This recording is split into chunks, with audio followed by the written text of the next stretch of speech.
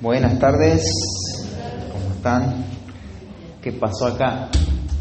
Somos del miércoles a miércoles, nos multiplicamos. Qué bueno, qué bendición, hermanos, que podemos estar todos reunidos. Vamos a ir a Santiago capítulo 2. Comenzamos hace 2 semanas atrás y cubrimos una sección desde el versículo 1 hasta el versículo 4. Hoy vamos a ver el versículo 5, 6 y 7. Para poner un poquito en órbita lo que terminamos de explicar sobre los primeros 4 versículos, dijimos que Santiago está exponiendo un trato imparcial con los hermanos. Eso representa una evidencia de la fe salvífica, de una fe verdadera. Y lo que vimos en los primeros versículos es que la parcialidad es totalmente contraria a la fe que profesamos en Cristo y que es antagónica al carácter moral de Dios, porque no expresa la unidad de la Iglesia, no expresa una fe que se vive en el ambiente del amor, en el amor fraternal, ¿no? Sino que es todo lo contrario, marca distinciones, marca divisiones en el cuerpo de Cristo. Lo que vamos a ver hoy, vamos a ver cómo esa parcialidad es inconsistente también con nuestra propia identidad, con lo que somos en Cristo. Déjame mencionarte un poquito lo que es lo que sería la parcialidad. Quiero que este concepto lo tengamos bien presente, porque esto no significa que tus relaciones en la iglesia van a ser todas iguales al mismo nivel. Hay personas con las cuales vas a gastar más tiempo, y eso es natural, ¿no? En tu vida misma, tu familia gastas más tiempo. No significa que todo es uniforme. Lo que significa es que siempre te motiva lo mismo. La imparcialidad hace que todas tus relaciones estén motivadas por una sola cosa, por el amor, en lugar del egoísmo, ¿no? Porque la parcialidad tiene que ver con inclinarse a favor o en contra de una cosa y juzgar el asunto de esa manera con el simple hecho de obtener un beneficio personal egoísta, ¿no? Dijimos que el favoritismo tiene que ver no tanto con lo que hago en sí, sino la razón con lo que lo hago. La razón con lo que lo hago. Dijimos que no está mal que entre alguien rico en la congregación y le queramos dar un buen lugar, pero el problema era el corazón, ¿no? ¿Por qué lo estaban haciendo? Y eso representaba y dejaba ver lo perverso del corazón. Porque cuando entraba alguien pobre, lo trataban mal, no le daban toda esa atención. Por el contexto del pasaje, en dónde está ubicado este pasaje, cómo terminó los 2 versículos anteriores, vimos que había personas que en forma egoísta miraban con indiferencia las necesidades de la congregación. Y ahí lo que hace Santiago es exponerle que si realmente ellos están basando una filosofía de vida en las Escrituras, se tiene que ver evidenciada por el amor. Esto no es así. La verdadera religión, la verdadera filosofía de vida actúa ante la necesidad de la iglesia. Pero ellos veían en las personas estas un estorbo, ¿no? Para alcanzar sus propios objetivos, para realizar sus propios planes quizás. Y ahora entraba alguien rico y veían la oportunidad. ¿Para qué? Para lo mismo, para satisfacer sus búsquedas egoístas. El patrón sigue siendo el mismo, el egoísmo, la falta de amor, ¿no? Y eso es lo que está corrigiendo Santiago, ¿no? Y habíamos visto que hay algunos valores que presenta este pasaje que nos van a motivar, nos van a exhortar a que seamos imparciales como Dios es imparcial. Y el primer valor que vimos fue que nuestra fe en Cristo nos exhorta a la imparcialidad. Nuestra fe en Cristo, y tenemos que reflejar las perfecciones de aquel en quien depositamos nuestra fe, ¿no? Tenemos que mostrar su carácter, mostrar su gloria, honrarlo de esa manera. Pero también otro valor que nos exhorta a la imparcialidad es la unidad de la iglesia, ¿no? Esa unidad que va a estar centrada y enfocada en el amor. Eso nos va a exhortar a la imparcialidad y debemos expresar esa unidad, ¿no? Por la que Cristo murió. Confesando nuestras motivaciones, teniendo un criterio a la hora de ver por qué hacemos lo que hacemos, qué nos está moviendo a hacer lo que hacemos, ¿no? Y abandonar toda búsqueda del yo para amar al otro, para amar al hermano. Hoy vamos a ver el tercer valor que nos exhorta a la imparcialidad, y es la identidad. La identidad de la iglesia nos exhorta a la imparcialidad. Y con esto en mente vamos a leer el pasaje, Santiago capítulo 2, versículos 5 al 7. Dice: Hermanos míos amados, oíd. ¿No ha elegido Dios a los pobres de este mundo para que sean ricos en fe y herederos del reino que ha prometido a los que le aman? Pero vosotros habéis afrentado al pobre. ¿No os oprimen los ricos y no son ellos los mismos que os arrastran a los tribunales? ¿No blasfeman ellos el buen nombre que fue invocado sobre vosotros? Hasta ahí nomás la palabra de Dios. Fíjate cómo comienza este versículo con la misma construcción gramatical del versículo 1, ¿no? Hermanos míos. Acaba de decir hermanos míos amados. Esta expresión va a marcar una transición en el pensamiento, pero no una transición rotunda, sino es la ampliación del argumento anterior. ¿Por qué no debemos ser imparciales en nuestra fe? Bueno, ya te dijo lo primero. El contenido del primer hermanos míos fue nuestra fe. En segundo lugar, fue la unidad de la iglesia, el amor. Y ahora va por otra línea, ¿no? Se va a hacer un poco más práctico por qué nosotros no debemos ser imparciales. Y en este, amados míos, hermanos míos amados, van a estar esas dos razones, ¿no? Y hoy vamos a ver una, la identidad de la iglesia. En otra oportunidad vamos a ver la escritura misma, ¿no? Que nos exhorta a la imparcialidad. Pero fíjate cómo nuevamente, por si perdió terreno sobre la marcha, entendemos que lo que Santiago expuso fue un caso que es hipotético, pero en realidad es una forma suave de mostrar lo que estaba pasando realmente en la congregación.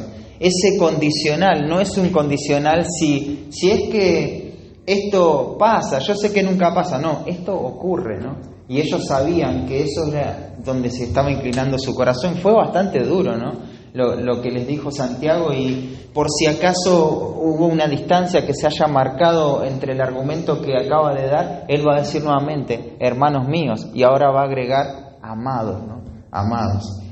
Qué ternura con la que este pastor va a tratar el corazón de la congregación. Y le va a decir que la unidad, que su identidad requiere esto, ¿no? Requiere imparcialidad. Pero hay una palabra ahí que tenemos que prestar atención, porque él va a decir, hermanos míos amados, oíd, oíd. Esto es una orden, ¿no? Esta forma verbal ya la había utilizado ahí en el versículo 19, todo hombre sea pronto para oír, ¿no? Eso ya lo conocen. Es como que en la sección anterior Santiago les mostró los beneficios de oír la palabra de Dios, la predicación, y no pasó mucho tiempo, en el siguiente capítulo ya les está diciendo lo que tienen que oír. Tienen que oír esto. O sea, es muy práctico Santiago. Te enseñó la lección hace 5 minutos y 10 minutos después ya te está poniendo presión para que puedas practicar eso que te había enseñado. Que no se vaya de la mente, ¿no? Pero ese oír, ese imperativo, en realidad es muy enfático, porque posicionalmente en el texto original está primero. Cuando los autores acomodan las palabras, es para marcar un énfasis, es para marcar una relevancia en el discurso que te están dando. Y empezaría literalmente de esta manera: oíd, hermanos míos, ¿no? Oíd, hermanos míos. Ahora, esto requiere atención. Lo que va a decir Santiago acá requiere atención, es de suma importancia. Hay que poner todos los sentidos en lo que Santiago nos va a decir.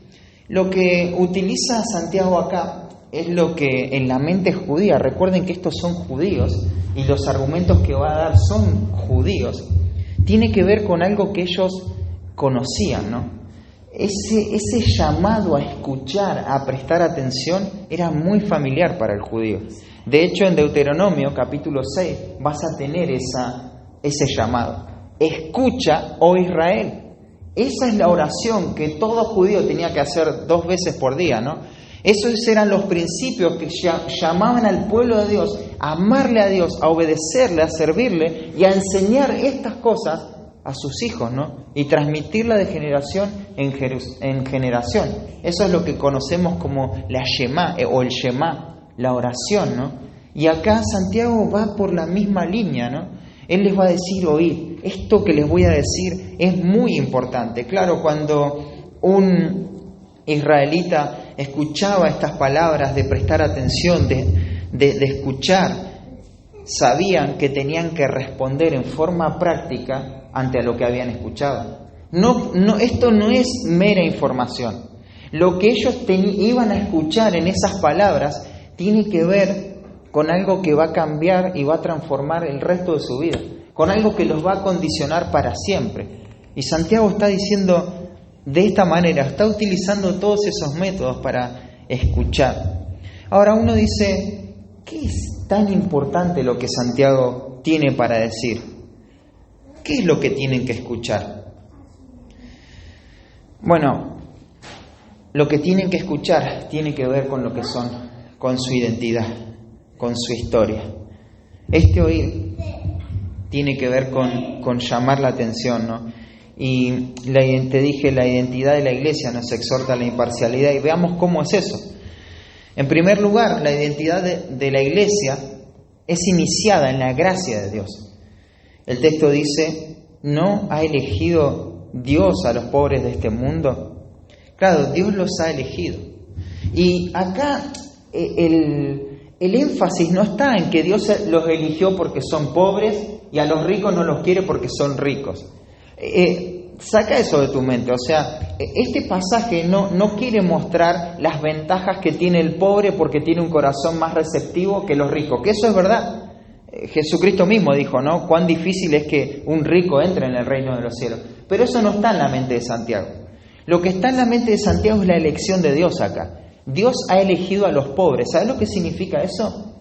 Que Dios no hizo acepción de personas porque ellos eran los pobres de este mundo. Cuando dice los pobres de este mundo, alcanzaría con decir los pobres si simplemente quisiera poner un énfasis en los pobres. Pero cuando se refiere a los pobres de este mundo, se refiere a que lo insignificante de este mundo, lo que no era, lo que no podía causar ningún beneficio en Dios al elegir esto. Humanamente, Dios eligió mal, eligió algo que podría perjudicarlo, si se quiere, ¿no? Obviamente que a Dios nada lo va a perjudicar. Pero son esas elecciones que vos decís, ¿para qué quiere esto? O sea, Dios eligió a los pobres de este mundo, no eligió algo valeroso. Fíjate, pensá en el contexto, ellos estaban viendo en un rico y estaban eligiendo, mostrando favoritismo por alguien que le iba a beneficiar. Pero Dios no actúa así, ¿no? Dios los eligió a ellos, a los pobres de este mundo. Claro, literalmente ellos también eran pobres, ¿no? Pero los eligió de esa manera. Y esa es la historia de la redención. Así comienza, ¿no? Así comienza nuestra salvación. Así fuimos elegidos por Dios. No fuimos elegidos por nuestras capacidades. No fuiste elegido por Dios por haber nacido en una familia tipo y ahora Dios te va a salvar. O por tener una familia totalmente... No. Dios te eligió por su gracia. Nuestra identidad comienza en la gracia de Dios. No comienza en nada más que la gracia de Dios. Uno pensaría, y muchas veces está eso en Noé, ¿no? ¿Por qué Noé halló gracia ante los ojos de Dios?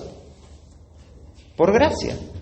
No es porque Noé obedecía. Noé era lo mismo que se describe ahí. Toda esa generación era de continuo solamente el mal. Y Dios en su gracia decidió salvarle, ¿no? Y así comienza la identidad de un hijo de Dios. En la gracia de Dios. En su favor inmerecido. Acompáñame en tu Biblia ahí a 1 Corintios. Quiero mostrarte cómo Pablo también va en esta misma línea. Cuando le dice a los hermanos de Corintios que no se jacten de conocer al Señor y que no se enrieden con cosas que realmente no valen la pena, porque ellos no son tan grandes como se están imaginando que son. Y les va a decir ahí, fíjense el versículo 26, pues mirad, hermanos, vuestra vocación, que no sois muchos sabios según la carne, ni muchos poderosos, ni muchos nobles, sino que lo necio del mundo escogió Dios para avergonzar a los sabios, y lo débil del mundo escogió Dios para avergonzar a los fuertes, y lo vil del mundo y lo menospreciado escogió Dios, y lo que no es para deshacer lo que es, a fin de que nadie se jacte en su presencia. Mas por Él estáis vosotros en Cristo Jesús, el cual nos ha sido hecho por Dios sabiduría, justificación, santificación y redención, para que, como está escrito, el que se gloría, gloríese en el Señor. Claro, en nosotros mismos no tenemos absolutamente nada. ¿Qué escogió Dios? Lo peor, la escoria, ¿no? Lo peor que había en esta tierra. ¿Cómo tenemos que vernos nosotros a nosotros mismos en relación a la salvación? Yo soy lo peor que Dios podía haber escogido. Cuando el creyente ve la gracia de Dios de esa manera, no hay lugar para la parcialidad. No hay lugar. Si Dios me escogió a mí, ¿cómo voy a mostrar favoritismo? ¿Cómo voy a tener motivaciones pecaminosas a la hora de relacionarme para buscar un beneficio? No hay lugar para la parcialidad. Fíjate lo que dice, vamos a Deuteronomio, capítulo 7. Y esto también era verdad en el pueblo de Israel. Ellos tampoco hicieron nada que para ganarse el favor de Dios. Todo descansaba en su gracia. Y Moisés quiere mostrar estas implicaciones. Capítulo 7, versículo 6. Dice: porque tú eres pueblo santo para Jehová tu Dios. Jehová tu Dios te ha escogido para hacerle un pueblo especial, más que todos los pueblos que están sobre la tierra. Sí, para ser un pueblo especial, más que todos los pueblos que están sobre la tierra. Pero fíjate el versículo 7. No por ser vosotros más que los pueblos os ha querido Jehová y os ha escogido, pues vosotros erais el más insignificante de todos los pueblos. Claro, a nivel nacional, Dios va a elegir un pueblo para sí, para mostrar su poder, su testimonio y que todas las naciones crean, ¿no? ¿Y quién va a utilizar? Bueno, va a elegir Dios al mejor pueblo para mostrar su gloria, para mostrar su poder. No, Él va a elegir a lo peor, al más insignificante, porque de esa manera se puede elevar, se puede ver con claridad la gracia de Dios.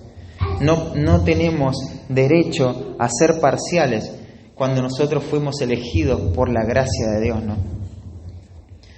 Entonces, la identidad de la Iglesia nos exhorta a la imparcialidad y vemos que esa identidad está iniciada en la gracia de Dios. Pero también nuestra identidad nos mueve a un propósito, porque fíjate que va a decir, nos ha elegido para que sean ricos en fe y herederos del reino que ha prometido a los que le aman. Para esto, ¿no? En primer lugar, vuelvo a ir a Santiago, para que sean ricos en fe. ¿Qué es ser rico en fe? ¿A qué se refiere con ser rico en fe? Bueno, esto tiene que ver con una fe fructífera, con una fe que se estira, que crece. Es una clase de fe que no está desprovista de fruto. Se puede ver. Santiago, acordate de esto, Santiago no quiere que la fe sea algo teórico, vacío, chato, llano, que no se pueda ver, sino todo lo contrario. Santiago está argumentando en todo el libro que la fe se tiene que ver, Y fuimos elegidos por la gracia de Dios. Esa es nuestra identidad, pero parte de nuestra identidad tiene un propósito. Y ese propósito es para mostrar una fe fructífera, que da gloria a Dios. Y eso es lo que estamos llamados a abrazar, ¿no? Claro, me gusta porque Santiago es práctico y bien sencillo, ¿no?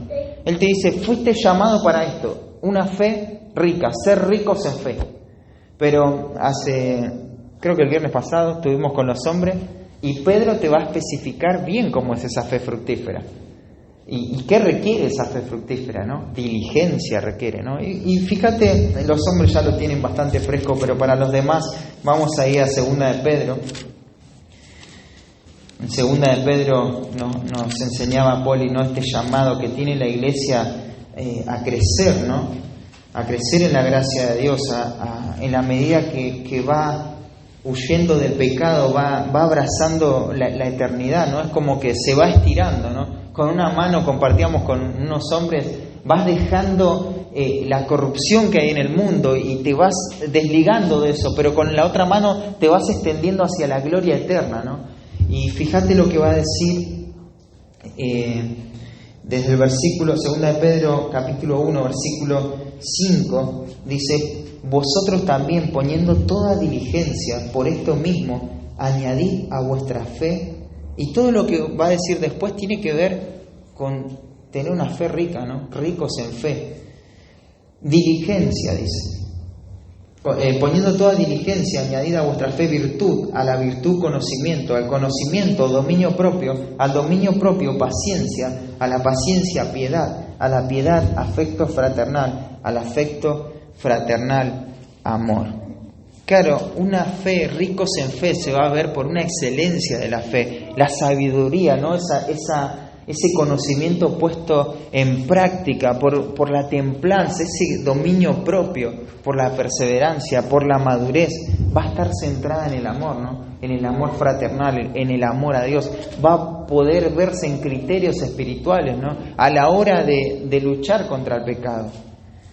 Esa es la fe fructífera, eso es parte de nuestra identidad. Claro, tenés una fe de esta manera, no hay lugar para la parcialidad. Una fe de esta manera lo único que puede mostrar es el carácter de Dios y honrarle, glorificarle. No solamente ricos en fe, sino también herederos del reino. Herederos del reino. Claro, esto tiene que ver con algo que ellos esperan.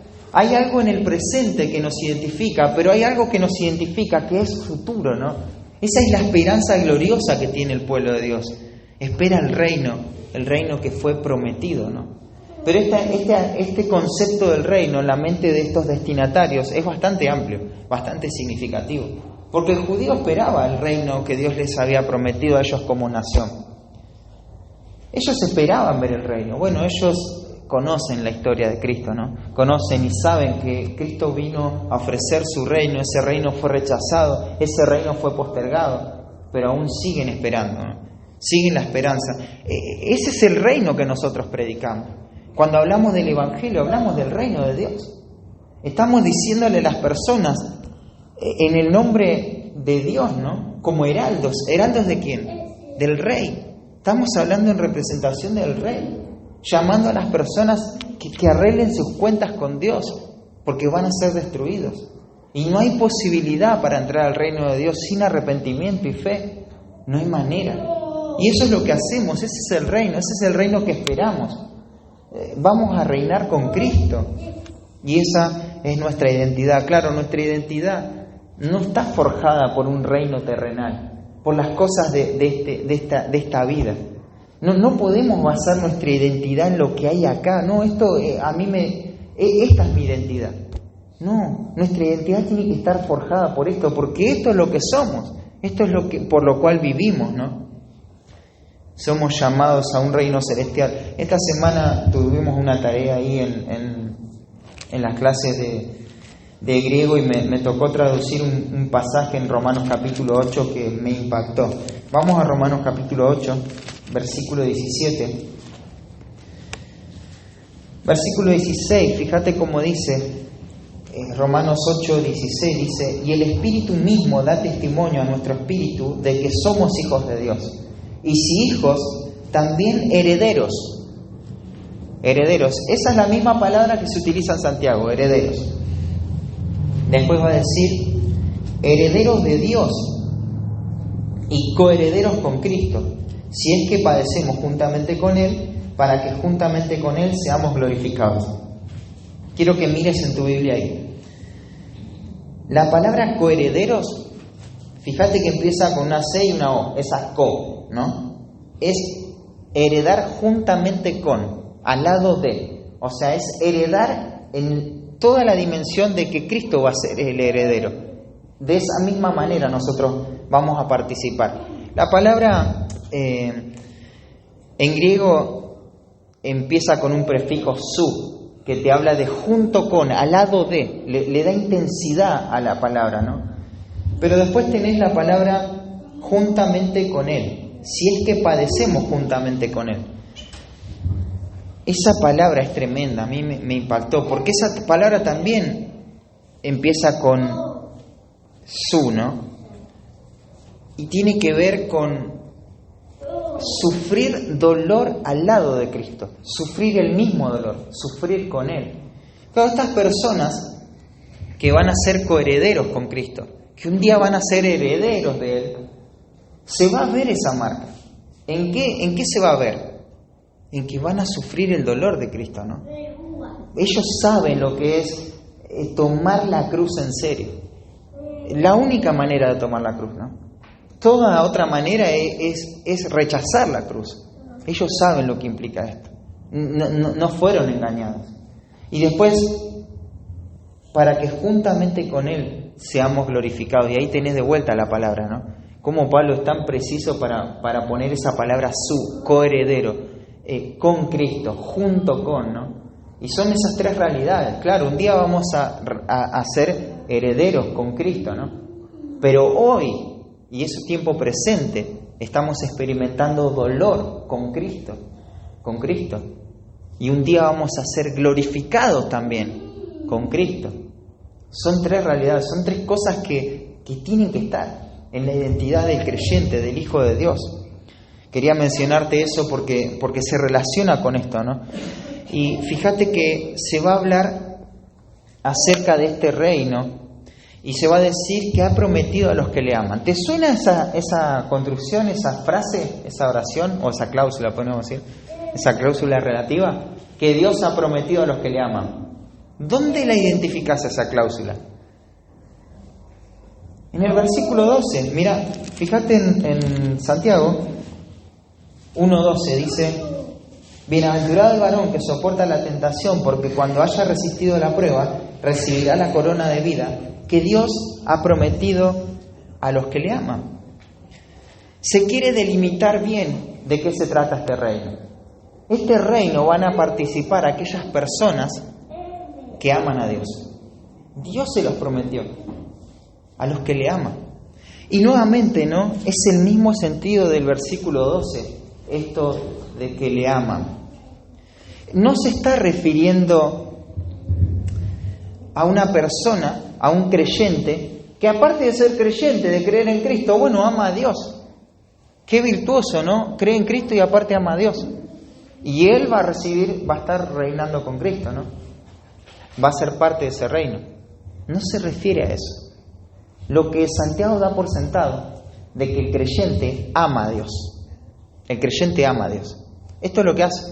Porque no hay algo más evidente, más elemental en la fe salvífica de una persona que el amor a Dios. De esto va a depender todo.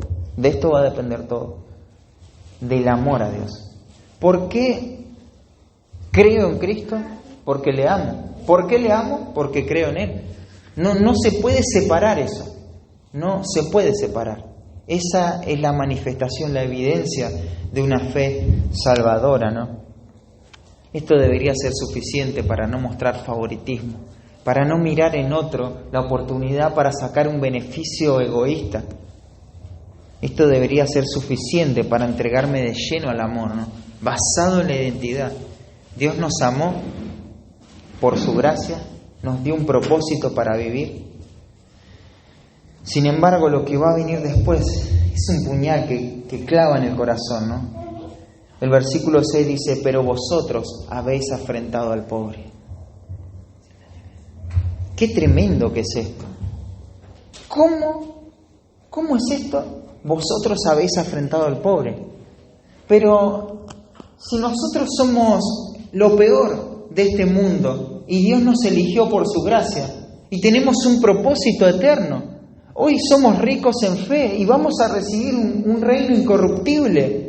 ¿Cómo es que mostramos un favoritismo hacia el pobre? No, Santiago, se te fue la mano. Quiero decirte que lo que está diciendo Santiago acá es tremendamente duro, porque su corazón está cargado por esto que estaba pasando en la iglesia. Él está dolido por esto, pero él no actúa desde el dolor, desde el enojo, sino desde el amor. Por eso él se va a acercar y le dice: hermanos, amados míos, presten atención. O sea, la identidad de ustedes los está exhortando, los está llamando a no ser parciales. ¿Y qué hicieron? Afrentaron al pobre. ¿Saben lo que significa lo que ustedes hicieron? Lo que significa esto es terrible. Esto no podría pensar en algo peor de lo que esto significa. Esto atenta contra su identidad. Habéis afrentado al pobre. ¿Sabes qué? Esa palabra afrentado es que le sacaron el honor, deshonraron al pobre, le quitaron su honor al pobre. No tenemos tiempo para ver el uso de esta palabra, pero está cargada de mucho sentido esta palabra, ¿no? Y les va a decir, les va a poner un ejemplo de lo que significa haber afrentado al pobre. Lo que significa haber afrentado al pobre es ponerse del otro lado. Ustedes se colocaron del otro lado. En lugar de ponerse del lado que identifica a la iglesia, al pueblo de Dios, se pusieron del lado que se opone a Dios, que se opone a los propósitos de Dios, que se opone a los creyentes, a los hijos de Dios. Y ahora están parados desde ese punto. Qué tremendo, ¿no? Qué tremendo lo que dice, habéis afrontado al pobre.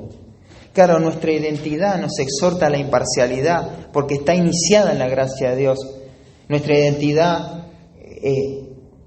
nos mueve a un propósito, pero nuestra identidad también se remonta a la historia misma y eso no lo podemos disasociar de lo que somos. Nuestra historia hace lo que somos, nuestra historia como hijos de Dios.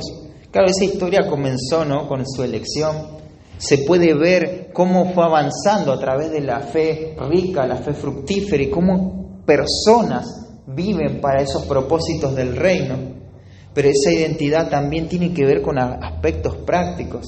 Fíjate lo que va a decir, no os oprimen los ricos y no son ellos los mismos que os arrastran a los tribunales.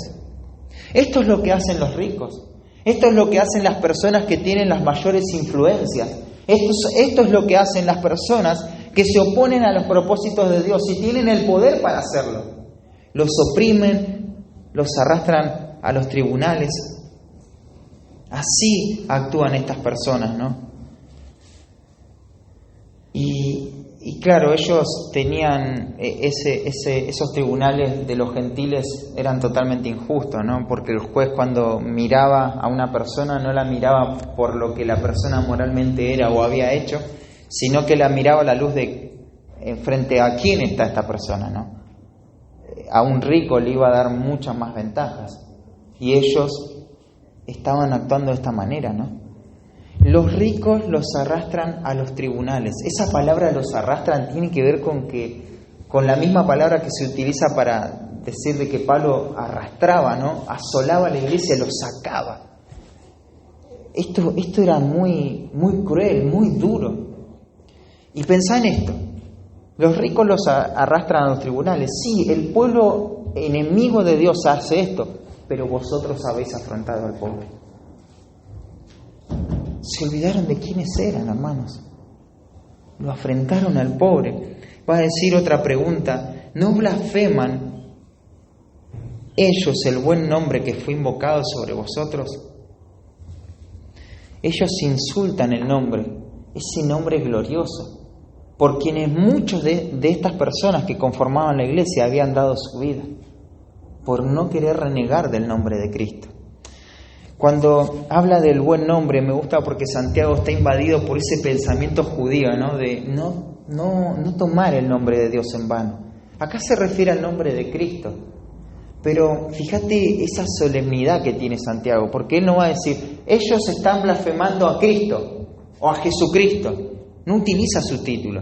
Simplemente dice el buen nombre, el nombre bueno, el nombre maravilloso, el nombre más bueno que hay. No hay algo por lo cual esa palabra bueno, ese adjetivo, no se utiliza con nosotros, por ejemplo, pero sí con Dios.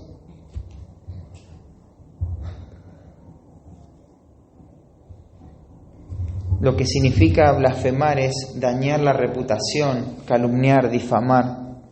Una blasfemia que implica mucho más que tomar el nombre de Dios en vano. Aunque claro, esto es fundamental, ¿no? Este nombre dice que fue invocado sobre vosotros, ¿no? Cuando dice que fue invocado sobre vosotros, el uso que la Biblia le da a invocar sobre marca una pertenencia. Este nombre les pertenece a ustedes le pertenecen a este nombre y ellos lo blasfeman, lo pisotean. Y podríamos decir tantas cosas en cuanto a ese buen nombre, pero está esa cláusula, ¿no? Ese contraste. Hay una conjunción, ahí dice, pero es adversativo, es contrario, es ajeno. Y siempre va a resonar. Porque todo esto es lo que no hace el pueblo de Dios. Pero ustedes habéis afrontado al pobre.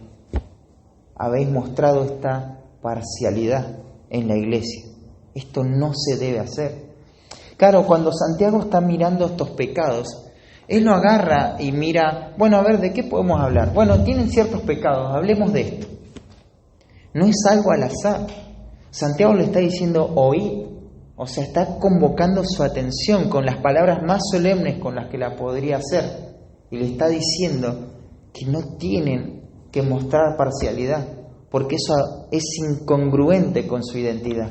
Es incongruente con la gracia de Dios, con sus propósitos y con la historia, ¿no? La historia de la iglesia nos motiva a la imparcialidad. Tenemos que ser imparciales y dijimos que esto no es una mala costumbre, sino que es un pecado. Y es un pecado grave porque no muestra quién es Dios. Y quiero hacerte pensar un poquito más en este nombre, porque la carga que esto tiene es tremendo en la historia de este momento y para las futuras generaciones, ¿no? Para la iglesia primitiva, ¿no? La iglesia antigua. Ellos sabían, vos pensás que había mucha gente ahí que si blasfemaba el nombre de Cristo era puesta en libertad. Era simplemente negar a Cristo. A ellos les servía más una persona que reniegue de su fe más que uno que nunca había creído. Porque el que renegaba de su fe desalentaba a otros que creían en él. Sin embargo, ellos estaban dispuestos a dar su vida por este nombre. Claro, cuando mirás esto en la Biblia, va tomando un significado mayor. Justo Poli mencionaba Tercera de Juan. ¿Por qué salieron estos hombres? Por amor a su nombre. Es el nombre de Cristo. O sea, es lo más importante para ellos. Estas personas estuvieron dispuestos a dar todo, a renunciar a cualquier cosa, y por eso tenemos que recibir a estas personas. Ellos salieron por amor a su nombre. Y esto, en el tiempo en que fue dado, es muy crítico esto, ¿no? Y tiene que ser atendido de esta manera, ¿no? Pasó el tiempo y no pasó mucho tiempo donde, Pedro nos da testimonio de eso, cómo la persecución continuó. Ahí en Segunda de Pedro, Primera de Pedro también. Claro que estos hermanos recibieron persecución, pero de parte de los judíos, y maltrato por parte de los gentiles. Pero ahora, pasado el tiempo, hubo un decreto que el emperador romano va a edictar, donde va a decir que el cristianismo es ilegal. Esto es ilegal. Y el que sea encontrado en esta falta va a morir. No sin antes tener la oportunidad para retractarse. ¿Y qué era retractarse? Declarar que el César era Dios y blasfemar el nombre de Cristo. De esa manera esas personas podían librar sus propias vidas, ¿no? Y la iglesia estuvo siendo perseguida en su historia durante más de 300 años con toda esta clase de hostilidad, pero de una forma tremenda, ¿no? Quería destacar a un personaje de esa historia que se relaciona con esto que estamos viendo nosotros, que fue Policarpo. Policarpo dice la tradición que fue, o posiblemente fue un discípulo de Juan, del que escribió Apocalipsis, primera, segunda y tercera de Juan, el Evangelio de Juan. Fue un discípulo de él. Y ya era una persona muy grande y una persona bastante clave en la vida de la iglesia. Y había sido acusado como creyente, específicamente como un ateo. Le dijeron que era un ateo. Y vos decís, ¿qué tiene que ver? ¿Cómo puede ser que lo hayan acusado de ateo? Porque en ese momento todas las personas tenían muchos dioses, muchísimos dioses. Y ellos eran creyentes. El mundo era creyente porque tenía muchos dioses. Pero el que creía en un solo Dios era un ateo, porque solamente creía en un solo Dios. Entonces se perseguía a estos ateos. Y fue un grupo de soldados a buscarlo donde él vivía. Él sabía que esto iba a pasar y no se escapó. Él sabía que el Señor lo estaba guiando a esto. Llegan los soldados y los espera, los recibe de la mejor manera. Llegan esa noche y les pone comida para que coman todo lo que quisieran, los sirve. Al otro día les pide un tiempito para poder orar. Ora en presencia de ellos en voz alta, 2 horas sin parar, ¿no? Y no está pidiendo por su rescate, sino que él puede mostrar esta gracia, ¿no? Esa vida de fidelidad a Dios, y hace que todo esto que están viendo estas personas les llame mucho la atención y puedan valorar a este hombre.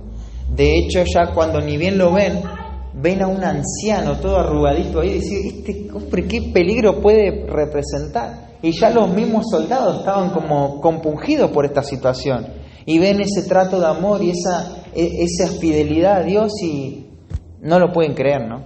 Así que ahí les voy a leer esta parte. Dice que el jefe de los guardias y su padre fueron a encontrar a Policarpo y lo llevaron a su carruaje. Sentado uno a su lado y el otro a su lado, trataron de convencerlo de que cambiara de actitud. ¿Qué tiene de malo decir, decían ellos, el César es el Señor, y ofrecerle sacrificios y así salvarse de la muerte? Después seguí creyendo en lo que vos quieras creer, pero decí que el César es el Señor y nada más. Claro, al principio Policarpo no contestó nada, pero le insistieron y él les dijo, no voy a hacer lo que me aconsejan.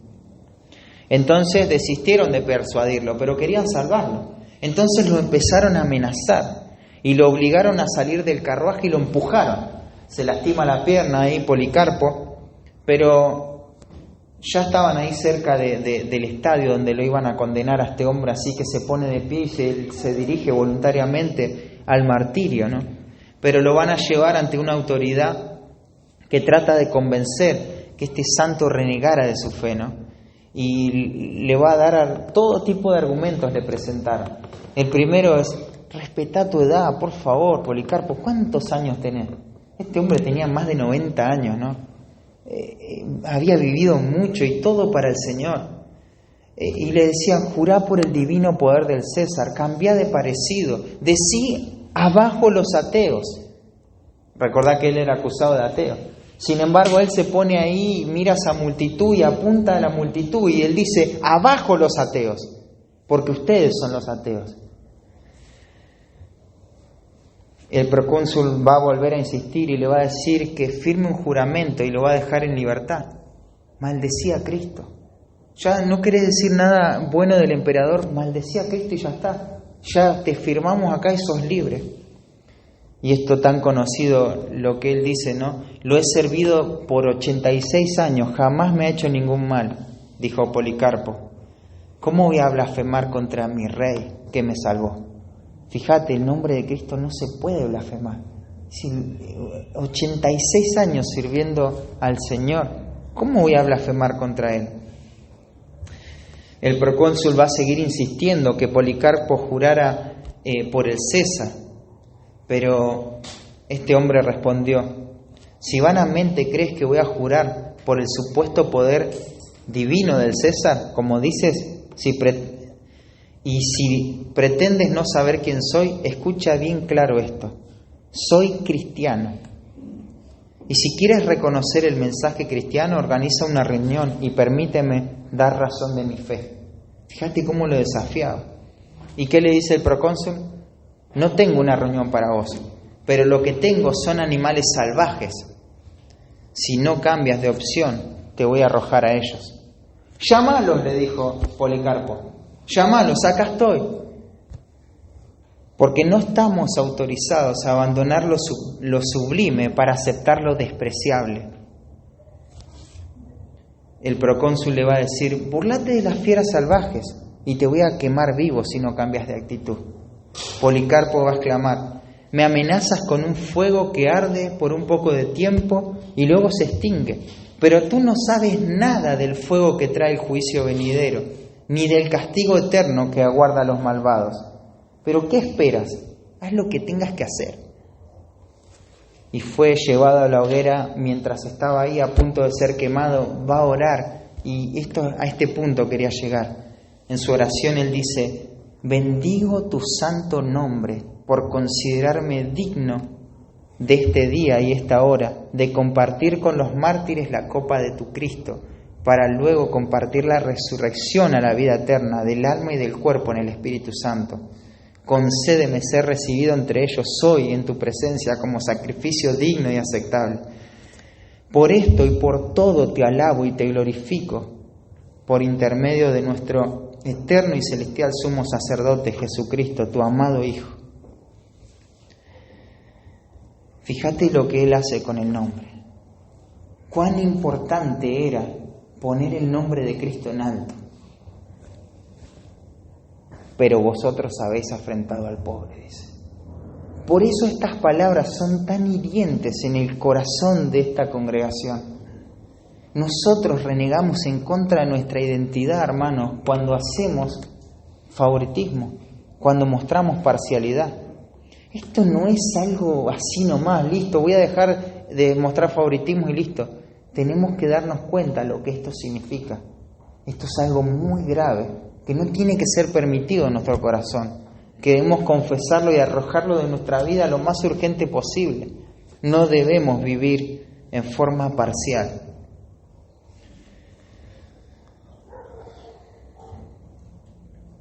Valores que nos exhortan a la imparcialidad. Vimos que nuestra fe en Cristo nos va a exhortar a la imparcialidad.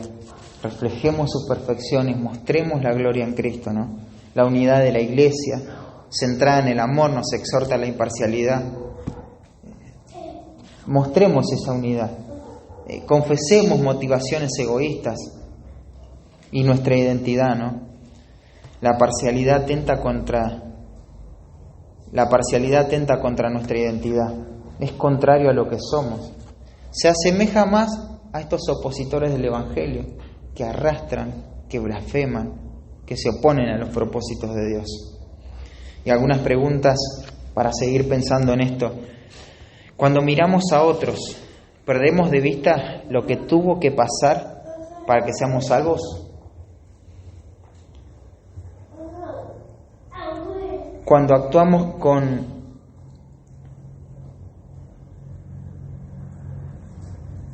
parcialidad, ¿dónde estamos dejando el propósito de ser ricos en fe y mantenernos expectantes del reino de Dios? ¿Dónde queda eso? ¿Dónde queda lo que somos? ¿Conocemos el valor histórico de nuestra identidad? Cuando uno habla del nombre de Cristo, ¿no? Son tan baratas a veces esas palabras, y no es así, ¿no? Tenemos que aprender a tomar valor por estas cosas. Que Dios nos libre de que haya esos pero vosotros, ¿no? Sí, son estos, pero vosotros. El mundo se maneja así, pero vosotros se parecen bastante al mundo, ¿no? Que Dios nos libre, hermanos, de la parcialidad. Por último, vamos a terminar de acá a un par de miércoles con estos valores que nos exhortan a la imparcialidad con la ley escrita de Dios, que eso también es un valor que nos va a exhortar a la imparcialidad. Oramos. Señor, gracias por tu palabra santa en esta noche. Pedimos que podamos vivir conforme a la luz de tu palabra, que tú nos des la gracia, Señor, para poder vivir estas verdades, que no seamos, Señor, parciales, que dejemos, Señor, el egoísmo y todas las cosas que nos motivan a tomar estos pecados, Señor, y vivir en estos pecados, Señor, pero que podamos reflejar quiénes somos, Padre. Somos hijos tuyos, salvos, elegidos, Señor, por tu gracia. Somos elegidos para vivir en buenas obras, Señor, para mostrar una fe rica, para mostrar la esperanza que tenemos en Cristo. para mostrar ese amor por tu nombre, Señor, y no lo contrario, Padre. Ayúdanos a vivir conforme a lo que somos y ese legado enorme y pesado, Señor, que nos deja la historia de la iglesia, personas que se han mantenido fieles a tu nombre, que no nos pongamos de la línea de frente, Señor, que nos pongamos a su lado, Señor, y podamos llevar ese legado a otros también, Padre Santo. Te lo pedimos en el nombre de Cristo Jesús. Amén.